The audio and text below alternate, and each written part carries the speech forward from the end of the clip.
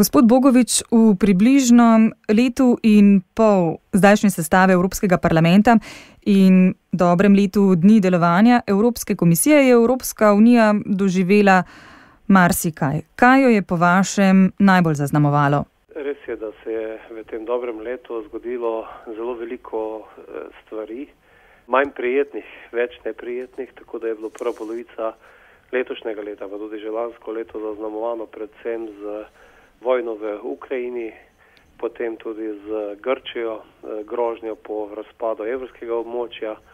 Prva polovica leta je bila zaznamovana tudi z begunsko krizo, ki je bila takrat intenzivna v Mediteranu, na Sredozemskem morju.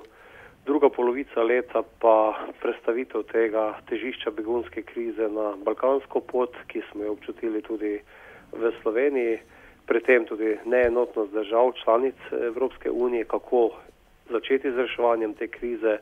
Veliko se ukvarjamo še vedno z vojno v Siriji, ki je tudi generator teh beguncev, poleg ostalih migrantskih tokov, ki so vezani na ekonomske migrante. Potem Ukrajina še vedno zaznamuje ta prostor, zadnje začetek leta, pa predvsem za konec leta, pa teroristični napadi v Evropi. Tako da resnično je bilo ob ostalem delu, ki je šlo v smer, kako zagnati gospodarstvo v Evropi, težišče dela reševanja teh kriznih področij, ki sem jih naštel. Kako je po vaši oceni povezava odgovorila in še odgovarja na vse te pretrese zadnjega leta? Več kot očitno je, da je Evropska unija zveza držav, ki odlično deluje v mirnem obdobju, v času, ko se treba pogovoriti o gospodarskih ukrepih, o sodelovanju, tudi o solidarnosti med državami in da ima velike pomanjkljivosti ravno v takšnih kriznih območjih, ki so povezani z vojaškimi posegi, povezani tudi konec koncev z ukrepi za varovanje zunanjih meja Evropske unije in to tudi bo zagotovo težišče v naslednjem letu od našega dela. Je pa jasno, da so pogledi zelo različni. Če samo pogledamo na primer begunsko krizo, kako diametralna so stališča držav, kako se te krize lotiti. Imamo države, ki jo vodijo bodisi voditelji, ki prihajajo iz vrst konzervativcev, se pravi Velika Britanija, Poljska, potem iz vrst Evropske ljudske stranke, Madžarske, iz vrst socialistov na Slovaškem, ki imajo enotno stališče glede preliva beguncev. Sam na nek način tudi opažam, da predvsem te zahodne razvite države Evropske unije, ki so že dlje časa znotraj Evropske unije, imajo povsem drugačen pogled. Sam tudi ocenjujem, da na nek način podcenjujejo sedaj ta problem begunske krize oziroma se ne zavedajo, kako različen je položaj posamezne države. Tudi begunci sami povedo, da želijo v bogate evropske države, ne v revne, tiste, katere sem prej naštel, z izjemo Velike Britanije sodijo v krog teh držav, kjer je standard relativno nizek v očeh beguncev in konec koncev v teh državah se vsi ukvarjamo, vključno s Slovenijo, kako zagotoviti normalne pogoje za življenje naših državljanov. In resnici na ljubo imam včasih občutek, da so predvsem državniki teh zahodnih držav že kar malce pozabili, kaj je kriza, kako v takih težkih trenutkih odreagirati. Moram pošteno priznati, da jih včasih enostavno ne razumem, tudi pri tem pogledu na to krizo. Mislim, da podcenjuje dimenzijo te krize in da so konec koncev ob sedanjih terorističnih napadih v evropskih mestih lahko mirno gotovimo, da je to na koncu posledica neuspešne integracije zadnjih 20-30 let, ko so se v bistvu v teh velikih mestih ustvarila ta velika geta ljudi drugih ver, drugih narodnosti in bojim se, da se tudi v tem trenutku podcenjuje, kaj pomeni, pritok 1 milijona ljudi v enem letu na evropska tla. Evropska komisija je ob začetku mandata predstavila več prednostnih nalog. Med pomembnejšimi sta gotovo naložbeni načrt in energetska unija. Kako ocenjujete delo na teh področjih, ki je zdaj v precejšnji senci te begunsko-migracijske krize in boja proti terorizmu? Vaša ugotovitev je pravilna. Poudarki, ki so bili dani lanskega novembra strani predsednika komisije gospoda Junckerja, so jasni. Našteli ste ključne, se pravi od investicijskega načrta za zagon evropskega gospodarstva, odgovor na to, da Evropa uvaža polovice energije skozi enoteni evropski politiki, tudi digitalna agenda kot velik zaostanek Evrope, predvsem če primerjamo z Ameriko in zagotovo tudi če primerjavo delamo z Južno Korejo, z Japonsko. To so bili ti ključni poudarki in resnici na ljubo so sedaj vsaj na očeh javnosti skriti. odvijajo se aktivnosti. Junckerjev plan, se pravi ta investicijski načrt, praktično je že vzpostavljen. Prvih 50 milijard investicij naj bi že tudi bilo izvedenih. Žal se v Sloveniji tudi na navadnem nivoju, ne samo med ljudmi, o tem se premalo govori. Tudi sam sem nekajkrat poprašal tako ministrstvo zadolženo za regionalni razvoj, ministra za finance in nisem dobil jasnih odgovorov. Tu že nekatere stvari potekajo. Prav tako se na področju energetske unije pričakuje začetku naslednjega leta zelo jasen paket strani komisije, kako bi naj v praksi ta Evropska unija izgledala, prišli na plano, tako da napačni občutek, da se na teh področjih ne dela, resnici na ljubo pa je to delo sedaj očem zelo skrito. Gospod Bogovič, med drugim ste član odbora Evropskega parlamenta za regionalni razvoj. V domeni tega delovnega telesa je oblikovanje zakonodajnih okvirov za politike regionalnega razvoja in kohezije. Kako pomembno je financiranje iz kohezijskih sredstev, koliko prispeva k zaposlovanju in rasti v povezavi? Kohezijska politika je po mojem poleg prostega pretoka ljudi, blaga, potem evra, ena izmed zelo velikih veziv Evropske skupnosti. Države članice plačujemo približno 1% bruto družbenega prihodka v to evropsko blagajno. Domači proračuni, vsi skupaj, vsi štirje, se pravi država, potem občine, pokojninska, zdravstvena blagajna porabijo približno 50% bruto družbenega prihodka. Se pravi, da gre bistveno manjše, 2% nacionalnega proračuna gre približno v evropsko blagajno.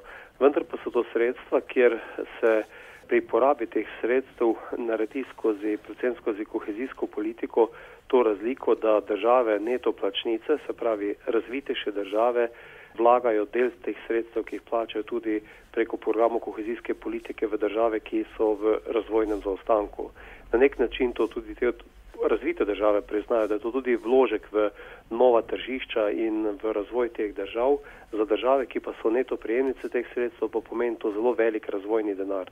V zadnjih letih in v času krize, finančne krize, ki je zajela Evropo, je v državah, kot so tudi Slovenija, Slovaška, Madžarska, Poljska, so ta sredstva iz kohezijskih skladov predstavljala od 40 pa tudi do 80% vseh javnih investicij. Tako da imajo zelo pomembno vlogo tako z vidika investicijskega potencijala, predvsem pa so sredstva pomembna zato, ker so nek način usmerjevalec določenih politik na različnih področjih. Bodi si je to okoljska politika, bodi si je to politika na področju sociale, na področju transporta, energetike, tam, kamor so pač ta sredstva namenjena in se na nek način z njihovo uporabo tudi usmerja te politike.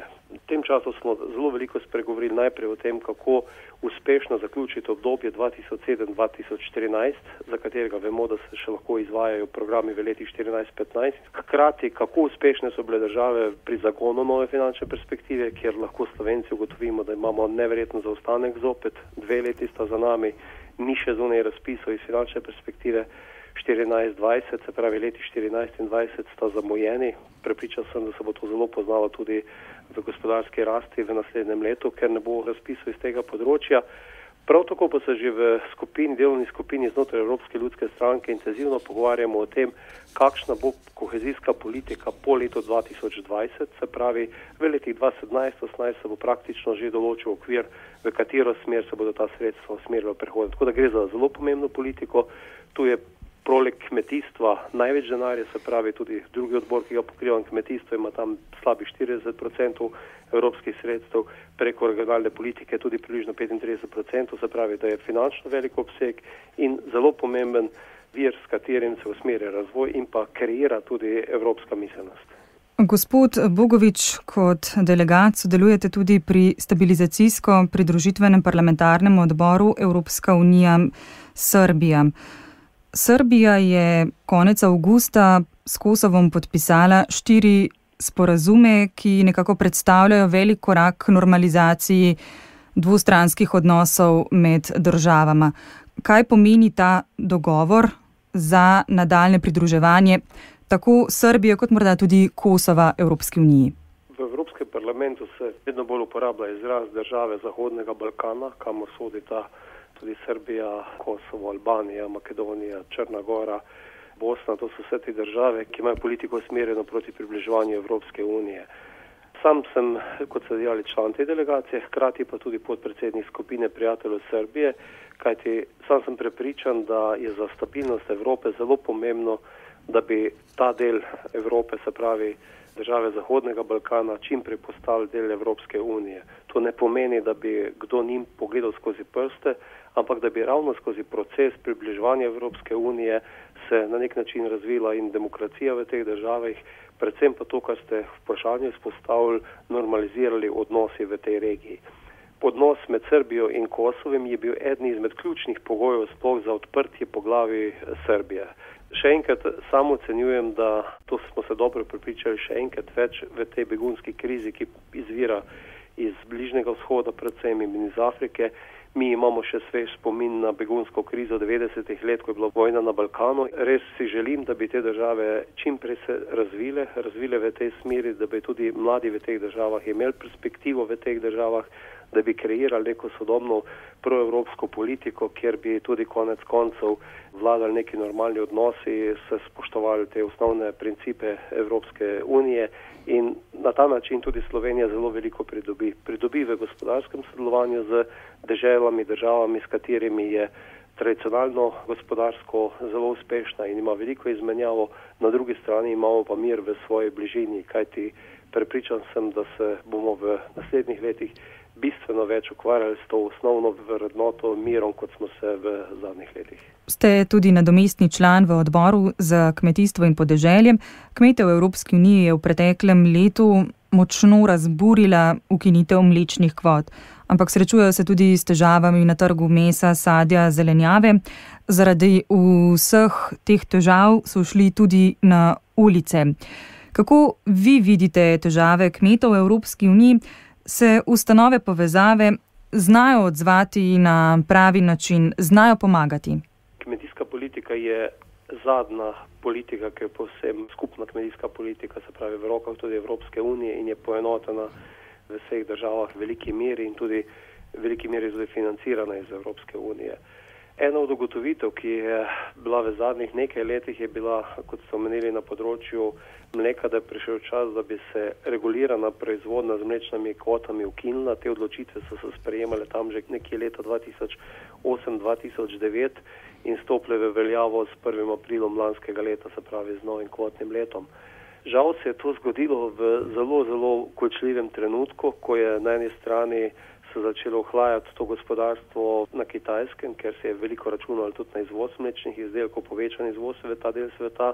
Na drugi strani pa se je potem čez nekaj mesecev nastopila tudi ta ukrajinska kriza in posledično po tudi embargo Rusije na evropsko hrano. Vse skupaj se je skulminiralo v tem, da so v Evropi nastali viški, tudi moramo biti pošteni, zadnji 2 sezoni sta bile zelo ugodni, kar se naravnih pogojev tiče, tako da so bile proizvodne malce večje in potem napačne ocene oziroma drugačna realnost, kot so bila predvidevanja na teh novih trgih, kakor tudi problemi z Rusijo in za posledice bil višek proizvodne. S to krizo in pa s tem smo se zelo veliko ukvarjali, tudi že lanskega avgusta in tudi letošnjo leto so podaljšani ukrepi Evropske komisije in tu Evropska komisija tudi z določenimi sredstvi poskuša intervenira, žal pa so to sredstva, če jih primerjamo z obsegom proizvodne, vrednostno proizvodne, res minimalna in nimajo ključnega vpliva, kar se same cene tiče. Drug ukrep je umik pridelkov iz trga, to se je zgodilo v sadjarstvu, zelenjadarstvu, kjer se je z zmanjšano ponudbo potem tudi to povpraševanje in ponudba uravnovesilo in so se cene nekatere popravile in posledično se zdaj tudi veliko ukvarjamo z problemom nepoštenih trgovinskih praks oziroma praks v prehranski verigi, kajti zgodi se nam to, da je nekega pridelka, ali to mesa, mleka ali pa sira 50% preveč na trgu ali pa še manj v cenah, ki so pa ponujene predelovalcem, pa se to odrazi v 25-30% padcu cen. In tu pride na vrsto ta problem podrejenega položaja kmeta v tej prehranski verigi in ravno eno od področij, s katerim se zelo intenzivno ukvarjamo, je pregled teh praks v Evropi, kaj so že naredili v Evropi. To, kar se sedaj dogaja, da cene tako varirajo, ima zelo velik vpliv na gospodarstvo, na kmetijah in na nek način predvsem v državah ali pa kmetijah, ki delajo v ogroženih, težjih pogojih. To pomeni posledično lahko tudi v nekaj letih propad večjega števila takšnih manjših in pa kmetij v težjih pogojih, s težjimi predelovalnimi pogoji. Tako da to so ključni poudarki, s katerimi se ukvarjamo na tem področju. Ne pomenim še to, da so bili zanimivi 2 področji, ki sta, to je tako področje sprememb direktive okoli pridelave gensko spremenjenih organizmov, kjer smo končno uspeli dobiti večino, da lahko sedaj države same odločijo o tem, ali se na njihovih tleh gojijo gensko spremenjeni organizmi ali ne. To je velik korak. Sam sem se s tem srečal že leta 2012, kjer smo to poskušali storiti, pa so enostavno nekatere države ta postopek blokirale in takrat ni bilo sprejeto. Letošnjo leto januarja je bila ta direktiva sprejeta. Jasno smo se opredelili tudi do kloniranja za kmetijske namene, ki ga evropska kmetijska praksa zavrača, in smo v tem primeru tudi sprejeli določene sklepe. Vse skupaj pa to daje tudi neke nastavke za odnos do sprejemanja prostotrgovinskega sporazuma z Ameriko, znotraj katerega je področje kmetijstva zelo izpostavljeno, in smo tudi na našem odboru sprejeli posebno mnenje, ki je sestavni del resolucije o tem tako zelo glasnem za nekaterem TTIP-ju, v katerem jasno govorimo, da vekolikor ne bodo spoštovane dobre kmetijske prakse, ki jih je evropska kmetijska politika uvedla skozi zadnjih 20-30 let, podpore temu sporazumu enostavno ne bo. Ob koncu še, kaj čaka Evropska unija v novem letu? Katere so tiste prednostne naloge, ki se jih bo morala lotiti že kar takoj v prvih mesecih leta 2016? Zagotovo je prva naloga ponovna vzpostavitev reda na zunanjih evropskih mejah, se pravi vzpostavitev šengenskega režima, kajti v nasprotnem primeru se nam res lahko zgodi, da se bodo postavile nove meje znotraj Evropske unije, kar mislim, da se nihče od nas ne želi, kajti to je ključna vrednota in tudi največ, kaj nam pravzaprav Evropska unija nudi, da je prost pretok ljudi in pa blaga znotraj Evropske unije. Se pravi, vzpostavitev šengenske meje, to je zagotovo prva naloga, ki jo moramo narediti. Ob tem zaustavitev terorizma na evropskih tleh, tu je v veliki meri sedaj tudi govora o ukrepitvi sodelovanja med obveščevalnimi službami, med evropskimi policijami, kjer je doslej vse premalo enotnega nastopa, enotnih evidenc, in ko vidimo, da terorizem nima meja, policije, obveščevalci jih pa imajo, je zelo narobe in enostavno imamo takšne zaostrene situacije z varnostnega vidika evropskih tleh. Tako da to je ta del, ki je nujen. Poleg tega pa mislim, da je velika skupna naloga ne samo Evrope, ampak svetovne merilo v zaustavitev vojne v Siriji, zaustavitev tega pritoka beguncev in nastajanja novih beguncev na teh področjih. Evropo čaka, upam, da tudi že do konca tega leta, dogovor s Turčijo, Jordanijo, Libanonom, kako pomagati tem 4 milijonom beguncem, ki so v teh zbirnih centrih v teh državah, da ne bo ta val plusknil v Evropo. V nadaljevanju pa se bo Evropa zagotovo morala osredotočiti tudi na humanitarno razvojno pomoč za ta območja tako Bližnjega vzhoda, kjer je bila vojna Afrike, kajti ta begunski val, ki je sedaj v očeh mnogih prikazan zgolj kot posledica vojn, je v veliki meri tudi posledica velike atraktivnosti Evrope za ljudi, ki prihajajo iz dežel, ki so v razvojnem zaostanku. Na drugi strani pa je tudi demografska slika v teh deželjih takšna, da se pričakuje tako na Bližnjem vzhodu, v Afriki, velik porast števila prebivalstva in bo ta begunski val, vekolikor se nekaj ne zgodi na njihovih območjih, stalen. Tako da moje globoko prepričanje je, da moramo skupaj pomagati spostaviti razvoj teh področij sveta, da bodo mladi iz tega območja enostavno ostali tam, kjer se rodijo, in da bodo tam imeli prihodnost za svoj razvoj, za življenje, da ne bo tega pritiska na Evropo v prihodnje tako velikega. Zagotovo bo še tu Ukrajina, Bližnji vzhod, stvari, s katerimi se bomo ukvarjali. Čaka nas pa tudi zelo zahteven pogovor z Veliko Britanijo glede tako imenovanega Brexita, se pravi referenduma leta 2017, kjer se bo v eni izmed evropskih držav prvič odločilo o tem, da iz Evropske unije tudi izstopi. Tako da to so ta ključna zunanje politična področja, s katerimi se bomo zagotovo vsi skupaj ukvarjali. Na področji, ki smo jih pa omenili, kjer se pa poslanci razdelimo v odbore, nas pa čaka tudi cela vrsta področji. Gospod Franc Bogovič, najlepše hvala, da ste si vzeli čas za ta pogovor.